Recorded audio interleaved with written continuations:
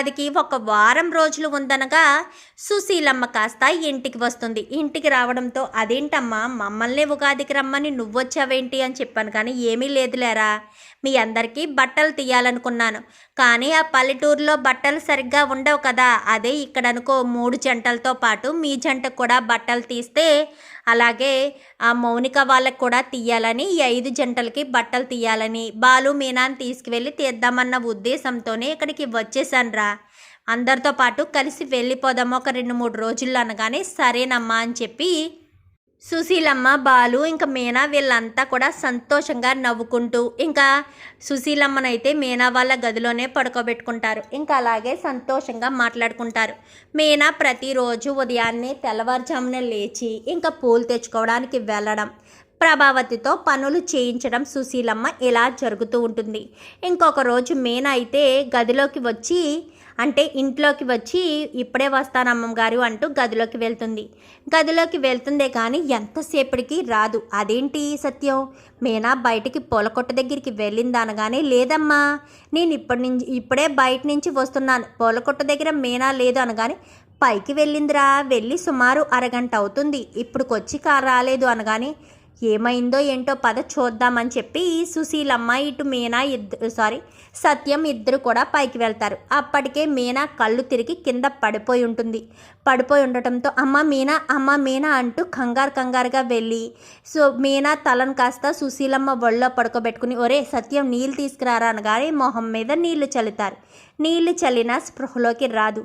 ఒరే నాకేదో కంగారుగా ఉందిరా, ముందు బాలుకి ఫోన్ చేయి అని చెప్పి బాలుకి ఫోన్ చేయడంతో బాలుకైతే ఫోన్ చేస్తాడు సత్యం.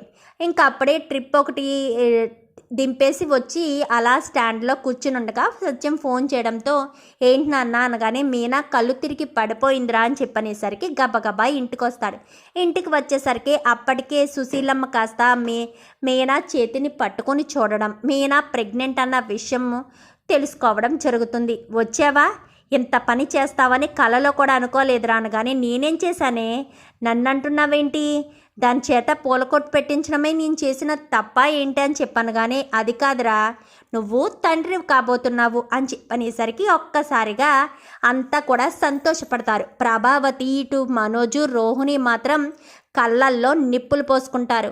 అంతా కూడా సంతోషంగా కంగ్రాచులేషన్స్ అంటూ ఇంకా అందరికీ కంగ్రాచులేషన్స్, వాళ్ళిద్దరికీ కంగ్రాచులేషన్స్ చెప్తారు.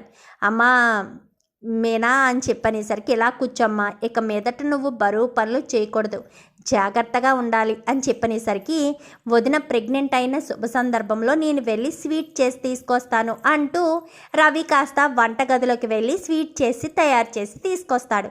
అందరికీ పెడతారు. పెట్టిన తర్వాత అమ్మ మీనా, బాలు చిన్నప్పటి నుంచి నా దగ్గరే పెరిగాడు, సత్యం నా కొడుకు ఎలాగో బాలును కూడా నేను అలాగే కొడుకులాగే పెంచాను, అందుకోసమని నువ్వు ఎప్పుడు తల్లైతే అప్పుడు నీకు నా ఇంటిని నా పొలాన్ని రాసిద్దామని అనుకుంటున్నాను అని చెప్పనేసరికి ఒక్కసారిగా ప్రభావతి షాక్ అయిపోతుంది. అదేంటత్తయ్య, మీకు 3 మనవలు ఉన్నప్పుడు బాలుగాడు ఒక్కడికే రాసివ్వడం ఏంటి అనగానే ముగ్గురికి రాసివ్వడానికి ఎందుకు రాసిస్తాను ప్రభా, బాలుగాడిని నువ్వేమన్నా చూసావా ఏంటి, చిన్నప్పటి నుంచి బాలుగాడిని నేనే పెంచాను, సత్యానికి నేను ఎలా అయితే తల్లినో బాలు కూడా నేనే తల్లిలాగా వాడిని దగ్గరుండి చూసుకుని చిన్నప్పటి నుంచి పెంచుకున్నాను, వాడికి చిన్నప్పుడు నా దగ్గర పెరిగినప్పుడే వాడిని నా కొడుకులాగే అనుకున్నాను, వాడికి ఆస్తి రాసివ్వాలనుకున్నాను, అందుకే మీనాకు ఎప్పుడైతే పిల్లలు పుడతారో అప్పుడే రాసిద్దామనుకున్నాను, మీనా అలాగా ప్రెగ్నెంట్ అయింది కాబట్టి తన డెలివరీ సమయానికి ఎలాగైనా మీనాకు ఆస్తి రాసిస్తాను,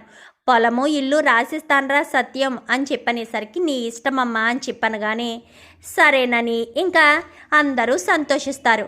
ప్రభావతి మాత్రం లోపల కుళ్ళిపోతూనే ఉంటుంది. ఏంటి ఇప్పుడు ఇది కడుపుతో ఉన్నందువల్ల ఈవిడి గారు ఆస్తి రాసిస్తుందా, ఆ కడుపే లేకుండా చేస్తే ఎలాంటి ఇబ్బంది ఉండదు కదా అంటూ ఇంకా ప్రభావతి రాత్రంతా కూర్చుని ఆలోచిస్తుంది. ఇంకా అలా ఆలోచించింది, ఏదో ఒక మాస్టర్ ప్లాన్ వేయాలి అంటే మీనా కడుపు పోగొట్టాలి అన్న ఉద్దేశానికి వచ్చి ఏం చేయాలి అని ఆలోచిస్తూ ఉంటుంది. ఆలోచిస్తూ ఉండగా ఇంకా మీనాకి ఈ విషయం తెలుసో తెలీదో అని చెప్పి సుశీలమ్మ కట్ట బయటికి వెళ్తారు బాలుని తీసుకుని. ఏదో చిన్న పని ఉందని బయటికి వెళ్తుంది. వచ్చేలోపు ఈ పచ్చి బొబ్బాస్కాయని మీనా చేత తినిపించేయాలి అన్న ఉద్దేశంతో పచ్చి బొబ్బాస్కాయ ఒకటి తెచ్చి మీనాకు ముక్కలు కోసి, అమ్మ మీనా ఈ తినమ్మా అని చెప్పాను. కానీ ఏంటా అత్తయ్య ఇది అని చెప్పనేసరికి, ఫ్రూట్ తినాలి, కడుపుతున్నావు కదా, ఫ్రూట్ తింటే మంచిది అని చెప్పనేసరికి, ఏం ఫ్రూట్ అమ్మా ఇది, ఏం ఫ్రూటు అని చెప్పి వెంటనే బాలు సుశీలమ్మ ఇద్దరు రానే వస్తారు. సత్యం కూడా వస్తాడు. వీలోపు అందరు కూడా వస్తారు. ఏం ఫ్రూట్ ఇది ప్రభావతి అని చెప్పాను. కానీ అది ఫ్రూటేనండి అని చెప్పనేసరికి, అదే ఏం ఫ్రూటు అని అడుగుతున్నాడు కదా, అది ఏం పళ్ళు కోసి పెట్టావు, పైగా తెల్లగా ఉంది, యాప్లిస్కాయ అంటే కాదు, ఇంకేముంటాయి ఇలా తెలుపు రంగులో ఉండేవి, ఇదేదో చూస్తుంటే తేడాగా ఉంది అని చెప్పి సుశీలమ్మ కాస్త ఆ ఫ్రూట్ని దాన్ని కాస్త తీసుకుని ముక్కు దగ్గర పెట్టుకుని చూసేసరికి, ఇది బొబ్బాస్కాయరా, పచ్చి బొబ్బాస్కాయ, ఇది తింటే కడుపులోని బిడ్డ కడుపులోనే అంతమైపోతుంది, అంటే శిథిలమైపోతుందని చెప్పనేసరికి ఒక్కసారిగా బాలుకి కోపం వస్తుంది. చూసావా నాన్న, నా భార్య కడుపుతో ఉందని ఇంట్లో ఎవరూ లేని సమయంలో ప్రభావతమ్మ ఎంత ఘాతుకానికి ఒడిగట్టిందో చూసావా, పచ్చి బొబ్బాస్కాయ తింటే కడుపులోని బిడ్డ కడుపులోనే విచ్ఛిన్నం అయిపోతాడని తెలుసు కదా, ఏ నలుగురు బిడ్డల కన్నా తల్లికి మాత్రం తెలీదా ఏంటి, అంటే కావాలని నాకు భార్య కడుపులోని బిడ్డను చిదిమేయడం కోసం ఇదంతా చేసింది కదా అంటూ ఇంకా బాలు కళ్ళంట నీళ్ళు తెచ్చుకునేసరికి ఇంకా ప్రభావతి అలా నిలబడిపోతుంది. సత్యం ప్రభావతి చెంప చెల్లు మనిపిస్తాడు. నువ్వసలు ఆడదానివేనా, నువ్వు ఒక అత్తవన్న విషయం మర్చిపోతున్నావా ఏంటి, నువ్వు అమ్మవు కూడా కదా ప్రభా, నీ కూతురు కూడా ఎలాంటి పరిస్థితి వస్తే అప్పుడు నువ్వు బాధపడవా, మీనా అంటే ఇష్టం లేదని తెలుసు కానీ మీనా కడుపులో ఉన్న బిడ్డను కూడా చంపడానికి వెనకాడని దుర్మార్గురాలవని అస్సలు అనుకోలేదు, నువ్వు ఒక్క క్షణం కూడా ఇక్కడ ఉండడానికి వీల్లేదు, నీకు నేను ఇంతకు ముందే చెప్పాను ఎలాంటి పిచ్చి పనులు చేస్తే అస్సలు ఊరుకోనని, ఇంట్లో ఎవరూ లేరు కదా, ఎవరూ లేని సమయంలో మీనాకు బొబ్బాస్కాయ పెట్టేస్తే ఎలాంటి ఇబ్బంది ఉండదు, కడుపు పోయినా నాకేం తెలీదు అన్నట్టు చెప్పడానికే కదా నువ్వు ఈ పచ్చి బొబ్బాస్కాయని తీసుకొచ్చి మీనాకు ఆ విషయం చెప్పకుండా ఫ్రూటు అని చెప్పి తినమని చెప్తున్నావు, ఎంత దుర్మార్గురాలు ఏంటే, ఒక్క క్షణం కూడా నువ్వు నా ఇంట్లో ఉండడానికి వీల్లేదు, వెళ్ళిపో, నీ పుట్టింటికి వెళ్ళిపోతావో ఎక్కడికి వెళ్ళిపోతావో నీ ఇష్టం అని చెప్పనేసరికి నాన్న అంటూ మనోజ్ వస్తాడు. ఎవరైనా సరే ముందుకొచ్చి నన్ను ఆపాలని ప్రయత్నిస్తే వాళ్ళు కూడా ఇంట్లోంచి వెళ్ళిపోతారు అని చెప్పి ఇంకా సత్యం గట్టిగాని ఇంకా ప్రభావతి రెక్క పట్టుకుని మరీ బయటికి తీసుకొచ్చేస్తాడు.